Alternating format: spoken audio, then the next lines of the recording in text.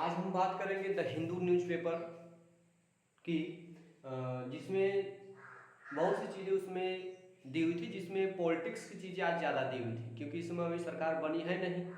और इस वजह से उसमें पॉलिटिक्स की चीज़ें बहुत ज़्यादा दी हुई थी जो हमारे काम की चीज़ें काम की नहीं थी उसमें। और कुछ विशेष तीन ही पॉइंट थे जो आपके सामने प्रस्तुत हैं। इन तीनों पॉइंट पे आज थोड़ा बहुत चर्चा उसमें दिया था, जिसमें आपका पहला पॉइंट है भारत में टीबी की समाप्ति। तो भारत में टीबी की क्या स्थिति है और भारत सरकार द्वारा इसको समाप्त करने के लिए किस तरह के प्रयास किए किए जा रहे हैं भारत सरकार द्वारा, उसके बारे में हम लोग बात करेंगे आप। और दूसरी खबर की बात करते हैं, वो पीएमआई की स्थिति है। पीएमआई क्या होता है? परचेजिंग मैनेजर इंडेक्स, क्रय प्रबंधक सूचकांक की बात करेंगे, जिसमें हम लोग देखेंगे। और तीसरी और अगले खबर की बात करते हैं, जिसमें हम लोग दुनिया में कितने अमीर व्यक्ति हैं। ये अभी हाल ही में ये डाटा जारी किया गया है, फ्रांस के कंपनी द्वारा डाटा जारी किया गया है कि दुनिया में मतलब कितने व्यक्ति के आय में जो है या उनके इनकम में कितनी वृद्धि हुई है। 2023 का आंकड़ा 2024 में जारी किया गया है। और अब जो है हम लोग एक एक खबर की बात करते हैं। पहला खबर है टीबी से संबंधित है। तो जो द हिंदू न्यूज़पेपर उसमें ये दिया गया था कि देश में टीबी उन्मूलन अभियान में ठहराव के बाद स्वास्थ्य मंत्रालय ने प्रोटोकॉल में बदलाव किया। अब देखिए, स्वास्थ्य मंत्रालय ने किया है कि टीबी ये देखा गया है 2017 के बाद से कि जो टीबी को मतलब रोकने का मतलब उद्देश्य लिखा गया था 2025 तक, लेकिन 2025 आने वाला है, लेकिन अभी तक टीबी के उन्मूलन में कोई भी उन्मूलन नहीं हुआ है। और ये इस न्यूज़पेपर में दिया गया था कि जो टीबी है वो नहीं उसका उन्मूलन हो रहा है पूरी तरह से, नहीं उसमें वृद्धि हो रही है, मतलब एक विशेष आंकड़े पे आके रुका हुआ है, जो हमारे लिए चिंता का विषय है। और तो इसके अनुसार जो होता है कि जो हमारा स्वास्थ्य मंत्रालय उसमें कुछ बदलाव किया है। बदलाव में क्या किया है कि जैसे उसका कोर्स कितने महीने का होता है, उसमें कुछ हेर फेर किया है, आगे देखेंगे हम लोग। दूसरी बात, उसमें जो दवाओं का प्रयोग है तो दवाओं में कौन सी दवा बदली जाएगी उसके बारे में विशेष इसमें बात कही गई है। ऐसे तमाम प्रकार के इसमें जो प्रोटोकॉल उसमें बदलाव किए गए हैं। हम थोड़ा सा बात करेंगे कि इसमें जो ये स्वास्थ्य मंत्रालय के अधीन एक संस्था आती है जिसका नाम है आईसीएमआर। ये स्वास्थ्य मंत्रालय के अंतर्गत एक संस्था आती है। इसके अनुसार भारत में जितने प्रकार के रोग हैं, बहुत सारे प्रकार के रोग, उन रोगों को नियंत्रण करना इसका उद्देश्य होता है, या इसका कार्य होता है कि सब इन जो भी रोग हैं, बुखार हो गया, तापेदिक बुखार हो गया आपका, इसके बाद आपका मिल जाएगा ये टीबी हो गया, फिर कोविड-19 जो आया था, उन सबको रोकने का प्रोग्राम बनाया जाता है इसके द्वारा। अब आईसीएमआर ये स्वास्थ्य मंत्रालय के अंतर्गत आता है, लेकिन जब हम बात करते हैं इसके गठन की, इसका गठन कब हुआ था? इसका गठन हुआ था आपका 1911 में। पहले हम इसके फुल फॉर्म की बात करते हैं तो Indian council of medical research, Hindi बोलते भारतीय चिकित्सा अनुसंधान परिषद। जब इसका गठन 1911 में, तो इसका नाम था IRF के रूप में इसका गठन हुआ था। मतलब आईसीएमआर के रूप में नहीं हुआ था, ये हुआ था इसका IRF के रूप में, जिसको बोलते हैं भारतीय अनुसंधान निधि संघ बोलते हैं, फेडरेशन। लेकिन बाद में जाकर के 1949 में जाकर इसका नाम चेंज कर दिया गया, आईसीएमआर कर दिया गया। अब हम थोड़ा सा बात कर टीबी रोग के बारे में। टीबी क्षय, जिसको क्षय रोग बोलते हैं लोग, ये किस बैक्टीरिया के कारण होता है? तो माइकोबैक्टीरियम ट्यूबरकुलोसिस, इस बैक्टीरिया के कारण होता है। दूसरी बात करेंगे कि ये प्रभावित, इससे कौन सा मनुष्य के शरीर का अंग प्रभावित होता है? तो इसका कोई विशेष अंग नहीं उसी को टारगेट करके प्रभावित करेगा। इसमें तमाम प्रकार से फेफड़े को भी प्रभावित कर सकता है, आपका आंख को भी प्रभावित कर सकता है, रीढ़ को भी प्रभावित कर सकता है और मस्तिष्क को प्रभावित कर सकता है। ये किसी विशेष अंग के लिए नहीं। इसके बाद बात करेंगे प्रसारण, ये फैलता कैसे? ये आपका फैलता है वायु जनित संक्रमण, ये वायु के माध्यम से फैलता है। अर्थात कह सकते हैं कि जब जिस व्यक्ति को या जो व्यक्ति से संक्रमित होता है, तो जब वो खांसता है या छींकता है तो उसके जो मुंह से जो बलगम आता है, बलगम तो जो पीला पीला नहीं आता, वो बलगम होता है आपका। जो बलगम आता है, कभी कभी खूनी बलगम भी आ जाता है, जिसको जो बहुत ज्यादा संक्रमित हो जाता है इस रोग से, तो उसके बलगम में ब्लड आना शुरू हो जाता है। तो उस बलगम के माध्यम से जो बलगम बाहर आता है, उस बलगम में बैक्टीरिया होते हैं जो वायु के संपर्क में आकर के मतलब पूरे वायु फैल जाते हैं, और अगल बगल के वातावरण में जो भी मनुष्य उसके संपर्क में आते हैं और वायु के माध्यम से उनके शरीर में चले जाते हैं, और जिसकी वजह से होता क्या है कि वो व्यक्ति इससे संक्रमित हो जाता है। और ये दुनिया में जितने भी शीर्ष वायु संक्रमण रोग हैं उसमें उसमें भी ये शामिल है टीबी रोग, ये वायु संक्रमित होता है, मतलब फैलता है। दूसरी बात करेंगे कि ये भी देखा गया कि जहाँ पे घनी आबादी वाली मतलब घनी आबादी होती है वहाँ पे ज़्यादा देखने को मिलता है, क्योंकि घनी आबादी रहेगी तो लोग पास पास रहेंगे, जब पास पास रहेंगे तो ये अगर एक व्यक्ति संक्रमित हुआ तो अगल बगल जाहिर सी बात संक्रमित होंगे वायु के माध्यम से। हम बात करेंगे देखिए ये इलाज है, इसका इलाज, ये इलाज योग्य रोग है, मतलब इसका इलाज हो सकता है, किया जाता है। रोगाणुरोधी दवाओं का 6 महीने का कोर्स, 6 महीने का मानक कोर्स है जिसके तहत इस रोग को हम समाप्त कर सकते हैं। अब देखिएगा तो अभी मैंने बताया कि भारत सरकार द्वारा तमाम प्रकार के अभियान चलाए गए या योजनाएं जिसके अनुसार हम टीबी को खत्म कर सकते हैं। भारत के प्रयास में क्या है, भारत सरकार द्वारा प्रधानमंत्री टीबी मुक्त अभियान चलाया गया। इसका उद्देश्य था कि 2025 तक हम लोग क्या करेंगे, टीबी को समाप्त कर देंगे। दूसरा, राष्ट्रीय उन्मूलन रणनीति योजना चला गया, 2017 में स्टार्ट है, 2025 में समाप्त होने वाला है। दूसरी बात, टीबी हारेगा देश जीतेगा अभियान चलाया गया, ये भी अभियान चलाया गया कि टीबी हारेगा देश जीतेगा अभियान चलाया गया। और अगला है निक्षय पोषण योजना। देखिए इस योजना के तहत जो व्यक्ति इससे संक्रमित है उस व्यक्ति को महीने में 500 रुपया गवर्नमेंट द्वारा दी जाएगी, और वो 500 रुपये का देखिए लिखा गया निक्षय पोषण योजना। कभी कभी ऐसा होता है कि व्यक्ति के अंदर अगर व्यक्ति पोषण युक्त भोजन नहीं लेता है तभी उसको रोग आसानी से पकड़ लेता है, और वो कितना भी दवा करेगा अगर उसके शरीर में अगर पोषण की कमी है तो दवा भी सही तरीके से उसको मतलब काम नहीं कर पाएगी। इसीलिए सबसे पहले पोषण, ये निक्षय पोषण योजना जो 500 रुपये इसके तहत जिस व्यक्ति को ये टीबी रोग हुआ उसे दी जाएगी, ये सरकार द्वारा चलाया गया था। इसमें चार प्रकार की योजनाएं चलाई गई थी टीबी को समाप्त करने के लिए। लक्ष्य है 2025 में इसको समाप्त करने का, ये आज के न्यूज़पेपर में दिया गया था। मतलब इसमें अगर टीबी का जो रोग है वो रुक नहीं रहा है, नहीं बढ़ रहा, वो एक विशेष स्थिति पे आके टिका हुआ है।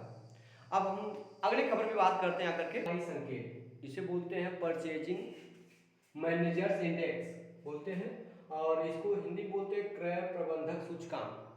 सबसे पहले ये चीज है क्या, देखिए ये जो है ये पीएमआई जो है निजी क्षेत्र की कंपनियों के मासिक सर्वेक्षण से प्राप्त आर्थिक संकेत है। मतलब महीने के सर्वेक्षण इसमें क्या था, मतलब कह सकते हैं जो पीएमआई ये सर्वेक्षण करता है, सर्वे करता है, इस सर्वे के तहत अपना रिपोर्ट जारी करता है।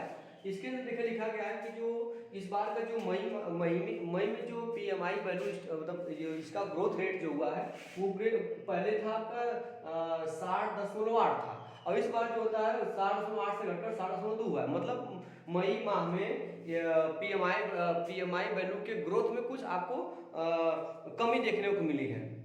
और ये शो क्या करता है, देखिए हम लोग बात करेंगे जो पीएमआई है, इसे बोलते हैं क्रय प्रबंधक सूचकांक बोलते हैं। ये 2 सेक्टर में जारी होता है। पहला सेक्टर होता है आपका विनिर्माण क्षेत्र और दूसरा सेक्टर आपका सेवा क्षेत्र। तो ये प्रश्न पूछा हुआ है कि जो पीएमआई है वो कितने सेक्टर में कार्य जारी होता है, तो पीएमआई जो दो सेक्टर में जारी होता है। पहला सेक्टर आपका मिल जाएगा विनिर्माण क्षेत्र, दूसरा हो जाएगा सेवा क्षेत्र। हम बात करेंगे ये पीएमआई है क्या चीज, देखिएगा ये सर्वेक्षण आधारित प्रणाली है, मतलब ये सर्वेक्षण करता है, सर्वे बोल सकते हैं हम लोग, ये सर्वे करता है। देखिए लिखा गया सर्वे के अनुसार जैसे सर्वे में होता क्या कि आप उनके पास जाएंगे और जाकर उनसे उनका डाटा कलेक्ट करके पूछेंगे कि क्या क्या डाटा आपके पास है, और वो डाटा क्या क्या हो सकता है। देखिए यहाँ पे विभिन्न संगठनों से कुछ प्रश्न पूछे जाएंगे। जो ये पीएमआई है इसके द्वारा जो इसके जो कार्यकर्ता होते हैं वो विभिन्न निजी कंपनियों से जाकर के उनसे कुछ डाटा कलेक्ट करते हैं। वो डाटा क्या हो सकता है, आउटपुट, मतलब आपने कितना आउटपुट दिया है। दूसरा नए ऑर्डर, आपको कितना नए ऑर्डर मिले हैं, कंपनियों से पूछा जाता है, उनके कार्यकर्ताओं से, उनके प्रबंधकों से, उनके जो मैनेजर हैं अर्थात जो सीईओ है, तमाम जो लोग होते हैं उनसे पूछा जाएगा। व्यावसायिक सेवा और रोजगार, आपके मतलब कि कंपनी में कितने लोग रोजगार मिला, ये सब प्रश्न किए जाते हैं इस संगठन द्वारा। अब क्या होता है, इस संगठन के आधार पर वो अंक देते हैं, पीएमआई वैल्यू अंक देता है, और उसमें क्या देखिए दिया गया है निर्माण और सेवा क्षेत्र। मैंने आपको बताया कि 2 सेक्टर के जारी होता है, एक विनिर्माण क्षेत्र इसको याद रखिएगा और सेवा क्षेत्र। इसमें क्या देखेंगे, पीएमआई जो वैल्यू होता है इसको 0 से 100 तक के सूचकांक पर मापा जाता है, ये अंक देता है। पीएमआई जो होता है वो 0 से 100 तक के अंक के मापा जाता है। इसमें देखिए टोटल आपके 3 क्षेत्र होते हैं, एक आपका 0 से हो जाएगा 50 और एक आपका 50 और एक आपका 50 से 100 हो जाएगा। ये 3 वैल्यू आपको देखने को मिलेगी। अगर पीएमआई जो वैल्यू है अगर 50 से ऊपर का स्कोर विस्तार है, अगर मान लीजिए पीएमआई वैल्यू 50 से ऊपर का स्कोर बता रहा है तो और 50 से ऊपर स्कोर तो ये आपका विस्तार बता रहा है कि पीएमआई इसमें इकोनॉमिक विस्तार हो रहा है। और दूसरा है जबकि अगर इससे 50 से डाउन चलाएगा, 50 से कम चलाएगा तो उसमें ये स्कोर करता है कि इसमें संकुचन को दर्शाता है, ये इकोनॉमी के संकुचन को दर्शाता है। तो 0 से 50 के बीच अगर पीएमआई वैल्यू है तो वो ये क्या बताता है कि इसमें जो है 0 से 50 में मतलब कि कमी दर्शा रहा है और 50 से 100 के बीच में वृद्धि दर्शा रहा है। अब अगर 50 हो जाएगा यदि 50 का स्कोर कोई बदलाव नहीं दर्शाता है तो 3 स्टेप इसमें हो गए। यदि ध्यान दीजिएगा और यदि पिछले महीने का पीएमआई अधिक हो तो अर्थव्यवस्था संकुचित हो रही है ना। यदि पिछले महीने की जो पीएमआई अधिक होगी तो अर्थव्यवस्था क्या है, संकुचित हो रही होगी। और ये आपका पीएमआई है। और अब हम लोग अगली खबर की बात करते हैं। अगला रिपोर्ट देखिए, कैपजेमिनी के अध्ययन में कहा गया है कि दुनिया के सबसे अमीर लोग कभी इतने अमीर नहीं रहे। मतलब इसका जो एक रिपोर्ट जारी हुआ है, इस रिपोर्ट के अनुसार दुनिया में अमीरों की संख्या इसमें बढ़ गई है वर्तमान समय में। अभी कैपजेमिनी क्या है, कैपजेमिनी एक फ्रांस की कंपनी है जो दुनिया में अमीर की एक सूची तैयार करती है कि कितने अमीर व्यक्ति हुए और उनकी जो संपत्ति कुल कितनी है। हम बात करेंगे जो कैपजेमिनी है फ्रांस की कंपनी है और इसका जो मुख्यालय वो पेरिस में है, फ्रांस की राजधानी पेरिस में है। इसका काम क्या है, ये बहुराष्ट्रीय सूचना और प्रौद्योगिकी सेवा और परामर्श देना इसका काम है। इस दूसरी बात हम बात करेंगे कि वार्षिक विश्व संपत्ति रिपोर्ट कैपजेमिनी नामक कंसल्टेंट द्वारा जारी किया गया है और 2023 उच्च निवल संपत्ति वाले व्यक्तियों की संख्या पहले साल से बढ़कर 5.1% बढ़कर 22.8 मिलियन हो गई है। मतलब परसेंटेज में 5.1% बढ़ी, लेकिन वर्तमान में है कितनी, 22.8 मिलियन हो गई है।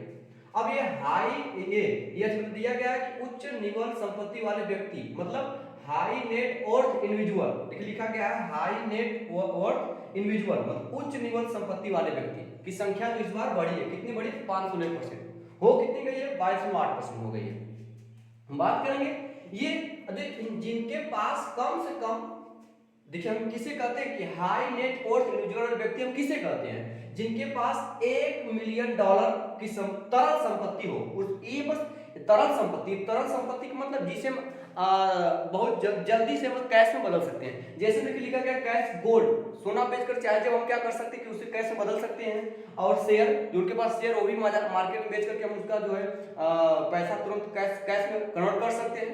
मतलब ऐसी संपत्ति तुरंत कैश में कन्वर्ट हो जाएगी, वो तरल संपत्ति होती है। तो जिनके पास कम से कम $1 मिलियन तरल संपत्ति होगी। और जो ऐसी जमीन हो गया, ऐसे हो गई, छोड़ दीजिए, वो तरल संपत्ति नहीं, क्योंकि जमीन जायदाद को बेचने में या संपत्ति को बेचने में समय लगता है, इस वजह से।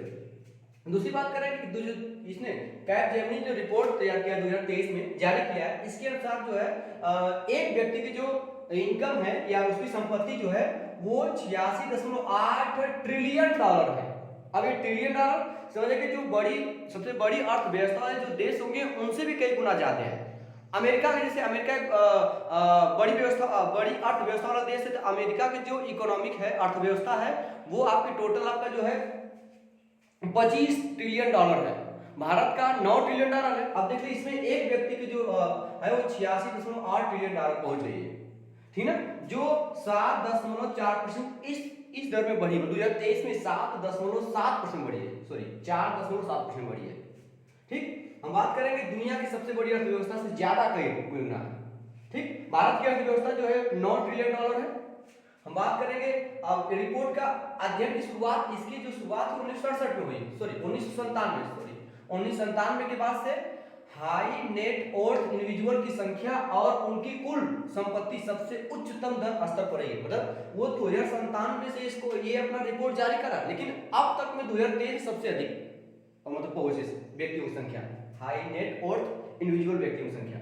हम बात करें 2022 में व्यापक आर्थिक अनिश्चितता और भू राजनीतिक तनाव के वर्ष में हाई नेट वर्थ इंडिविजुअल की संख्या और उनकी संपत्ति में 3.3% से अधिक गिरावट मिली थी। 2022 में गिरावट मिली थी, जबकि 2023 में बढ़ के हो गई कितना 5.1%। 2022 में कमी हुई है 3% की, जबकि 2023 में बढ़ी है, जिसमें एक व्यक्ति की जो संपत्ति वो 86.8 ट्रिलियन डॉलर तक पहुंच गई है। हम बात करेंगे कि इसमें 2023 में पुनः सुधार किया गया है, इसमें सुधार हुआ है। अब देखिएगा इसका निष्कर्ष क्या निकला है। मैंने बताया कि ये जो कैपजेमिनी कंपनी है, ये निष्कर्ष के आधार पर बताती है कि इनके पास इतना पैसा है, तो उस पैसे का क्या होगा। उनके पास ज्यादा पैसा है, क्योंकि जरूरत से ज्यादा पैसा उचित नहीं है, इसलिए जो आप उनके ऊपर क्या अमीर व्यक्ति पर टैक्स लगाया जाएगा। ये इस रिपोर्ट का ये कहना कि अगर किसी के पास ज्यादा पैसा होता है तो उसमें आपका टैक्स लगा करके जो गरीब व्यक्ति हैं उनमें उस पैसा क्या कर दिया जाएगा, बांट दिया जाएगा। हम बात करेंगे अब तो ये आपका जो है कैपजेमिनी कंपनी का रिपोर्ट था इस बार का, जो 2023 सबसे अमीर व्यक्तियों की संख्या दर्ज की गई है।